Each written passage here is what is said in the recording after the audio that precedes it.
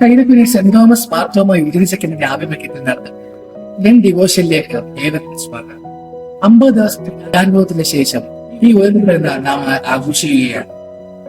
മരണത്തെ കീഴടക്കിയ കർത്താവ് സമൃദ്ധമായ ജീവിതത്തിന്റെ അനുഭവത്തെ ലോകത്തിലേക്ക് പകർന്നു നൽകിയതിന്റെ ഓർമ്മയ്ക്കായാണ് ഈ ഉയർപ്പ്.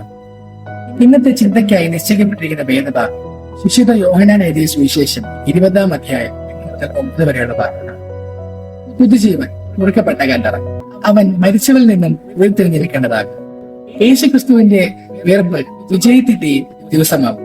തിന്മയുടെ മേൽ നന്മയുടെ വിജയം, അന്ധകാരത്തിൽ നിന്നും ഇരുട്ടിന്റെ വിജയം, മരണത്തിൽ നിന്നും ജീവിത വിജയം. വിശുദ്ധ യോഹന്നാൻ പറയുന്നു, വെളിച്ചം ഇരുട്ടിൽ പ്രകാശമാകും.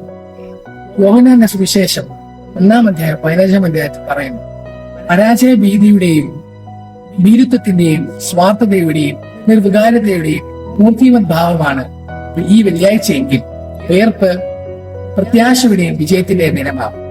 ഇവിടെ യേശുവിന്റെ കല്ലറയിൽ കാണാനെത്തിയ സ്ത്രീക്ക് യേശുക്രിസ്തുവിനെ കാണാൻ സാധിച്ചു. ദൈവത്തിന്റെ മഹത്വകരവും അത്ഭുതകരമായ ഇടപെടൽ.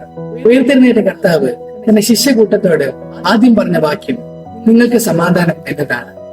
തന്നെ ഒറ്റിക്കൊടുത്തവരോടും തള്ളിപ്പറഞ്ഞവരോടും അസ്വസ്ഥരായിരുന്നവരോടും ഉയർത്തെഴുന്നേറ്റ കർത്താവിന് പങ്കുവെക്കാനുണ്ടെന്ന് സമാധാനം.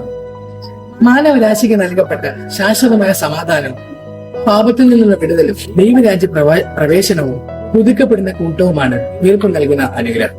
മരണത്തിന് അതീതമായി ജീവിത ദർശനം ഉൾക്കൊള്ളുവാൻ യേശുവിന്റെ ഉയർപ്പ് കാരണമായി. യേശുവിന്റെ മരണം ലോകത്തിന് പുതുജീവൻ നൽകി. ശവക്കല്ലറയ്ക്ക് അപ്പുറം ജീവിത ദർശനത്തിന് അത് വഴിയൊരുക്കും. അതേ കർത്താവ് തന്നെ പ്രവർത്തനോന്മുഖനായി ഇന്നും ജീവിക്കുന്നു. ആ കർത്താവിനോടുകൂടെ നമുക്ക് ചേർന്ന് ജീവിക്കും. ഈ വചനങ്ങളാൽ ദൈവം നമ്മെ അനുഗ്രഹിക്കട്ടെ.